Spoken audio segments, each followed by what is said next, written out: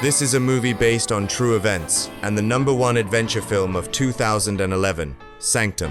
Executive produced by James Cameron and shot with the exact same 3D cameras used in Time's Avatar, this movie perfectly proves the old internet joke. There's a reason why the population in foreign countries is so small. Keep your eyes peeled, because we're diving right in. Near Essa Ala in Guinea, there's a limestone cave revered as the mother of all caves. It's the largest, most majestic, and most structurally complex cave system in the world, drawing thousands of explorers every year. Frank is an expert who lives and breathes exploration, boasting years of hardcore experience in the field. But his obsession comes at a cost. He's neglected his wife and kid, failing in his duties as a father.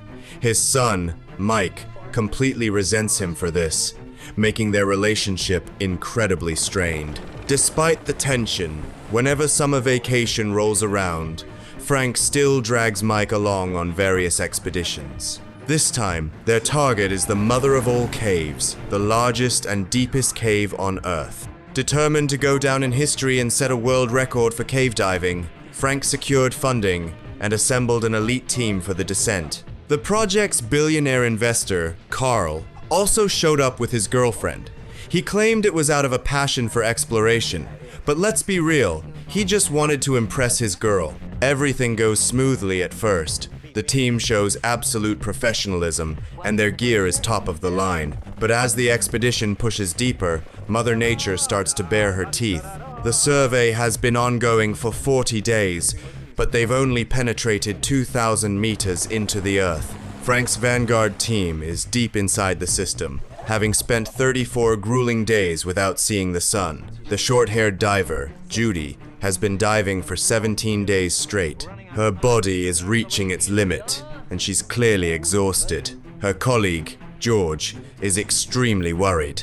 Diving consecutively in poor physical condition is practically a death sentence down here. However, deeply obsessed with diving, Judy ignores George's advice to rest. Instead, she chooses to push forward with Frank, diving into the deep waters to explore the unknown ahead. Meanwhile, up on the surface, the completely inexperienced Carl and his crew take a massive leap and rappel down to Frank's forward operating base. Underwater, Frank and Judy cover a lot of ground. After a nerve-wracking squeeze through a narrow tunnel, they enter a virgin cavern, a place no human has ever set foot. Looking up from this angle, you can clearly see why it's called the Devil's Eye. Right above them is an exit leading to a brand new cave system. But ascending now would require decompression stops, and without spare oxygen tanks, they have no choice but to head back for now. Suddenly, Frank realizes that Judy's air hose got damaged while squeezing through the tunnel.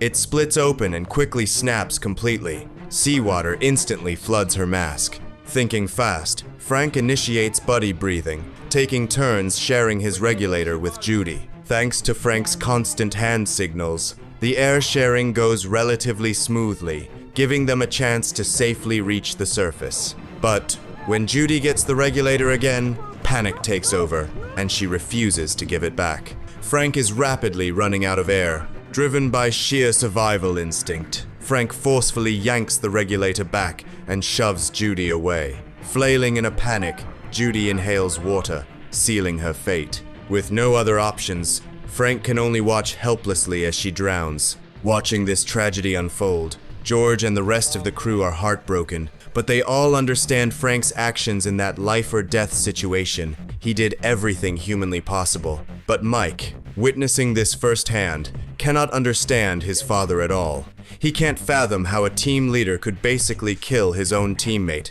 His prejudice against his dad only deepens. But when it rains, it pours. This expedition is doomed to be a nightmare, as a massive storm, originally forecasted for tomorrow, suddenly hits without warning. High winds knock out communications between the cave and the surface.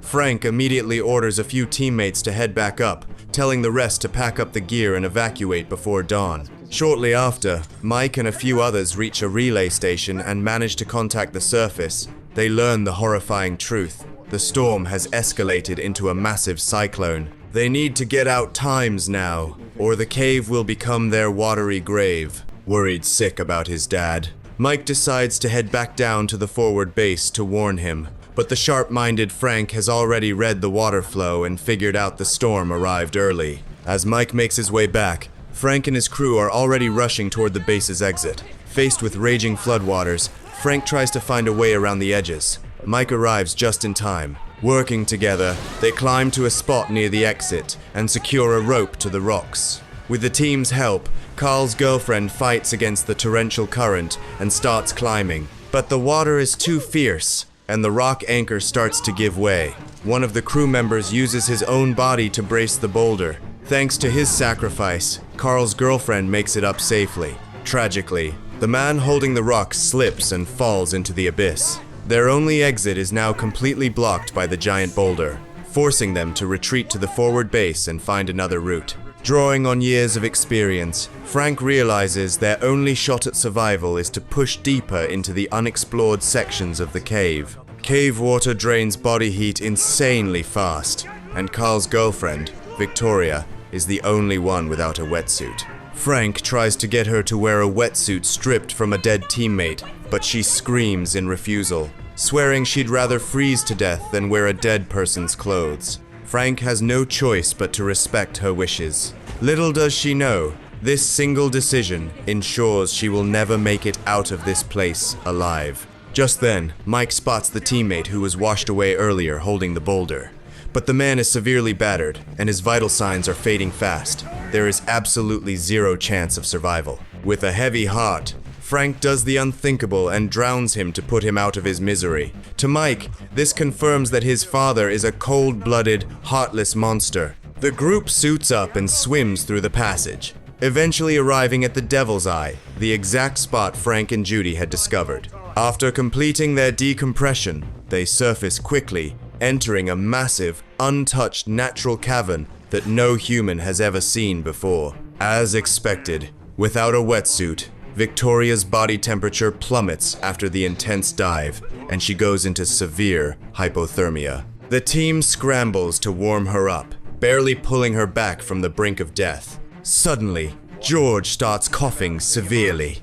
Frank immediately knows George's decompression sickness. The Benz has flared up and tells him to get on oxygen. Frank then jams his diving knife into the cave wall just above the waterline. Given their situation, he orders everyone to rest and regain their strength before moving on. Carl thinks they should just hunker down. He argues that the water won't rise right away. Their food will last a few days, and they can wait for rescue. But Frank points to the submerged knife. The water is rising fast, and this cavern will soon be completely flooded. After a brief rest, Victoria slowly recovers. The team packs up and pushes forward through the uncharted caverns, but George is lagging behind. His condition is deteriorating rapidly. Mike notices George struggling and rushes back to check on him. He's way worse than anyone thought. He can't even carry his own gear anymore. George is Frank's oldest friend, but during a diving accident years ago, George shot to the surface without decompressing, causing severe internal damage. That last dive just now essentially crushed his lungs. Through George's stories, Mike learns a different side of his father. It becomes clear that Frank commands immense respect among his expedition crew, and Mike slowly begins to see his dad in a new light. Knowing he's a dead man walking and refusing to drag the team down, George quietly scratches "George was here" into the rock wall and chooses to stay behind, peacefully awaiting death. Swallowing his grief, Frank pushes the remaining survivors forward. Now, it's just the four of them: Frank, Mike, Carl, and Victoria. The path ahead is anything but easy. They find an opening, but directly below it is a raging, churning underground river. Fall in, and you're instantly sucked to the bottom. Across the treacherous gap is another tunnel, their only way out. Like father, like son, Mike isn't just a great diver, he's also a hardcore rock climber. Tied to a safety rope, Mike inches his way across. As he nears the exit, he makes a bold leap of faith and grabs the edge. Seeing his son make it safely across, Frank cracks a rare, proud smile. After Mike secures the rope on the other side, Carl crosses first, followed by Victoria. but having suffered from hypothermia earlier, Victoria's hands and feet are completely numb, and she slips. Her hair gets viciously tangled in her descending gear, and as she drops, a chunk of her scalp is literally torn off. The agonizing pain drives Victoria into a complete panic. Deaf to everyone shouting at her, she pulls out her pocket knife to cut her hair free. In her frenzy, she slices right through the safety rope. She plunges into the raging rapids below, taking 2 vital oxygen regulators and crucial climbing gear down with her. Forced to watch his love die and utterly powerless to save her, Carl completely breaks down. Frank and Mike watch the bubbles rise to the surface, feeling sick to their stomachs. Frank urges them to keep moving, bluntly stating they have no time to delay. This sends Carl over the edge. He explodes, screaming at Frank for being a cold-blooded, unfeeling bastard. Frank snaps back, coldly stating that Victoria brought it upon herself by making 3 fatal choices. She chose to cave dive with 0 experience. She chose not to wear a wetsuit, and ultimately, she chose to use a knife on a tensioned rope. Frank's harsh words push Carl past the breaking point. Abandoning all sense of morality,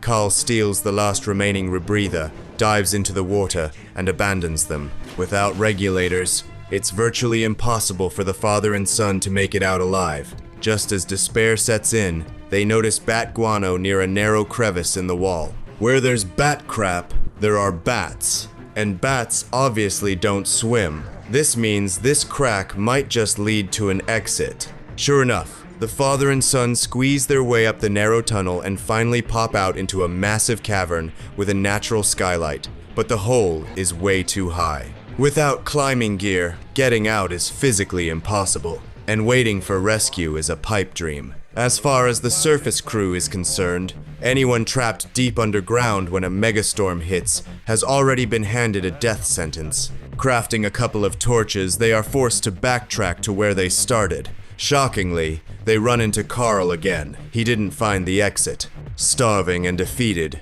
Carl is forced to swallow his pride and beg them for a bite to eat. Frank takes the high road, hands Carl a piece of food, and turns to leave. But the humiliated and resentful Carl sneaks up behind them and brutally attacks Frank, lifting him up and slamming his body fiercely onto solid rock. Mike rushes in to save his dad. Carl is no match for Mike and is quickly beaten down. Realizing he's losing, Carl scrambles away, but the damage is done. The rock severed Frank's spine, leaving him completely paralyzed. Even as he lays dying, Frank is still teaching his son.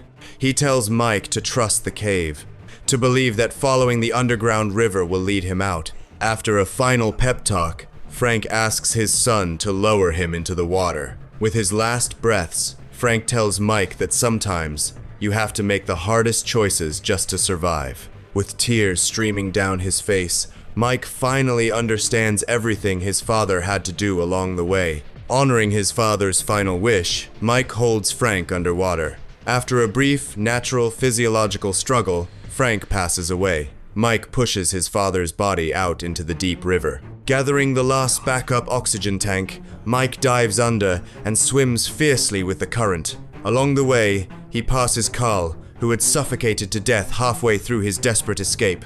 Just as his oxygen runs completely dry and he is about to suffocate, a glimmer of light shines from above. Fighting with every ounce of his remaining strength, Mike finally breaks the surface of the ocean. Guided by his father's wisdom, he has successfully escaped the depths. And that is where our story ends.